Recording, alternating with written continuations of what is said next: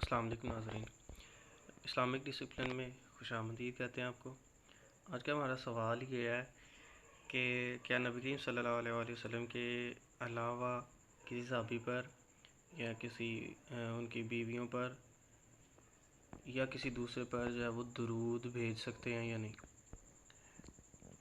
تو سب سے پہلے ہم دیکھتے ہیں کہ درود کا مطلب کیا ہے۔ ناظرین، درود کا مطلب ہے بلیسنگ، پریئر، پریز کرنا، دعا کرنا، رحمت، ٹھیک ہے۔ تو یہ جو ہے وہ درود کا مطلب ہمیں جو ہے وہ یہ پتہ چلا کہ درود کا مطلب ہے دعا کرنا یعنی کہ رحمت۔ تو ناظرین، ابھی ہم دیکھتے ہیں کہ قرآن میں اللہ تعالیٰ نے کیا کسی کے اوپر درود بھیجا ہے، یا نبی کریم صلی اللہ علیہ وسلم کی کسی حدیث میں جو ہے وہ ہمیں کسی کا اس کا حوالہ ملتا ہے یا نہیں۔ تو آپ نے ویڈیو اینڈ تک دیکھنی ہے۔ اینڈ پہ جو ہے وہ نبی کریم صلی اللہ علیہ وسلم کی ایک بہت اچھی حدیث ہے جس میں نبی کریم صلی اللہ علیہ وسلم نے بتایا اپنی آل کے بارے میں۔ ناظرین، قرآن پاک کی جو ہے وہ سورت نمبر 33 سورۃ احزاب میں اللہ تعالیٰ فرماتا ہے، بسم اللہ الرحمن الرحیم، هو الذی یصلی علیکم وملائکتہ لیخرجکم من الظلمات الی النور۔ اللہ تعالیٰ فرماتا ہے هو الذی یصلی، وہی ہے جو تم پر رحمت نازل فرماتا ہے۔ اب دیکھیں ناظرین، اللہ تعالیٰ جو ہے وہ کیا کہہ رہا ہے، رحمت نازل فرمانے کے بارے میں ارشاد فرما رہا ہے کہ وہی ہے مطلب اللہ ہی ہے جو کیا کہتا ہے رحمت، اور اس کے فرشتے بھی، تاکہ وہ تم کو اندھیروں سے نکال کر روشنی کی طرف لائے، اور وہ مومنوں پر بے حد رحم فرمانے والا ہے۔ اب اللہ تعالیٰ یہاں پہ مومنین پر جو ہے وہ کیا کہہ رہا ہے، رحمت نازل فرمانے کے بارے میں بات کر رہا ہے۔ اب یہ دیکھیں، یصلی کا مطلب یہ ہے، یصلی کیا ہے، صلاۃ پڑھنا یعنی کہ درود پڑھنا، اور جو کہ میں نے پہلے آپ کو بتایا کہ درود کا مطلب کیا ہے، رحمت۔ اگلی بات ناظرین دیکھتے ہیں کہ اللہ تعالیٰ نبی صلی اللہ علیہ وسلم نے فرمایا، اللہ تعالیٰ کا ارشاد ہے قرآن پاک میں، خذ من اموالہم صدقۃ تطہرہم وتزکیہم بہا وصلی علیہم ان صلاتک سکن لہم واللہ سمیع علیم۔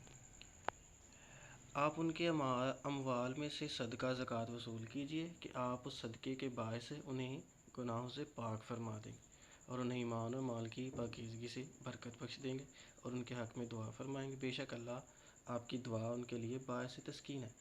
اب دیکھیں، جیسا کہ میں نے آپ کو بتایا تھا کہ دوسرا مطلب کیا ہے، دعا فرمانا، تو یہاں پہ کیا ہے، یہاں پہ بھی یہی بتایا جا رہا ہے کہ اور ان کے حق میں دعا فرمائیں، بے شک آپ کی دعا ان کے لیے باعث تسکین ہے۔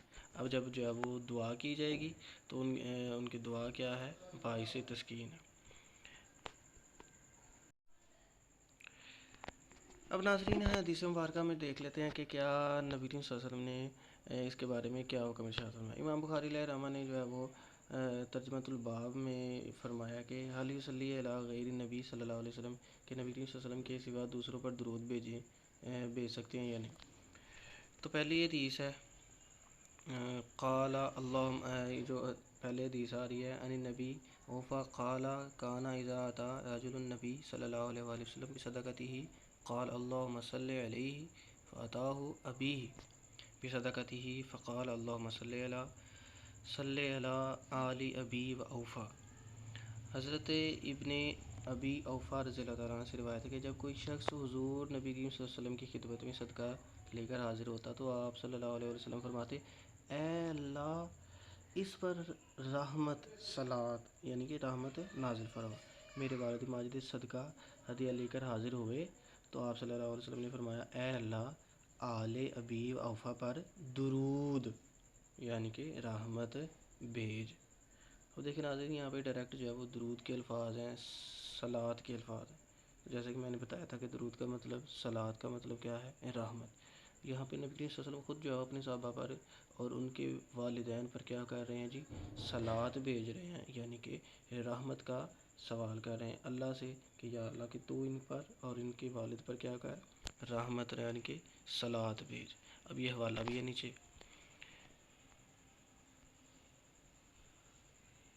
دوسری بات ہے، نبی امام ابو داؤد رحمۃ اللہ نے فرمایا انہوں نے بھی اسی سوال کو جو ہے وہ مزید آگے لے کے چلے ہیں۔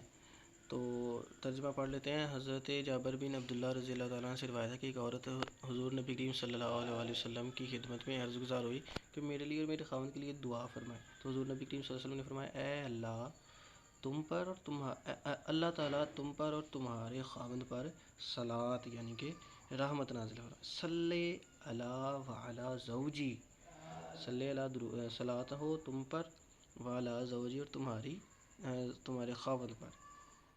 فقال نبی صلی اللہ علیہ وسلم صلی اللہ علیہ کی وعلی زوجی کی، تم پر اور تمہارے خاوند پر کیا ہو؟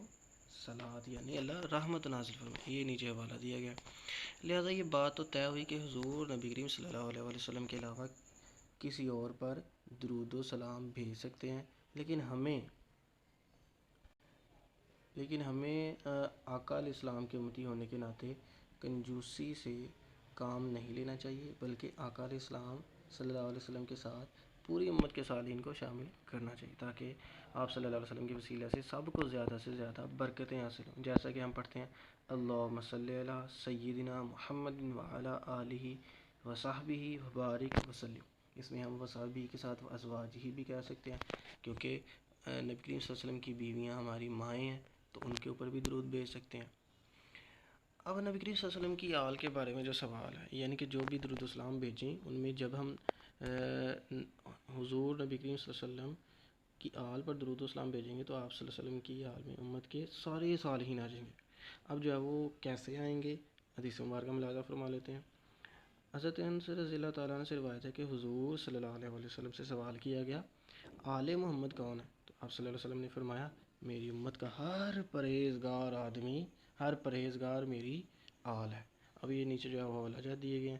اس کا مطلب ہے کہ جو پرہیزگار انسان ہوگا نبی کریم صلی اللہ علیہ وسلم کی امت میں سے، وہ کیا ہے؟ نبی کریم صلی اللہ علیہ وسلم کی آل میں سے۔ اور جب ہم درود پڑھیں گے آل پر تو ہر پرہیزگار اور نیک لوگ پر وہ اس درود کی رحمتیں جو ہے وہ نازل ہوں گی۔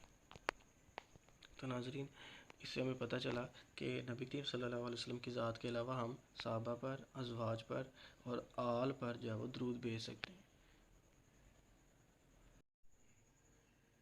تو ناظرین، اگر آپ کو ہماری ویڈیو اچھی لگی ہے تو چینل کو سبسکرائب ضرور کیجیے اور ویڈیو کو زیادہ سے زیادہ شیئر کیجیے، تاکہ یہ اسلامک انفارمیشن جو ہے وہ ہر آدمی تک پہنچ سکے۔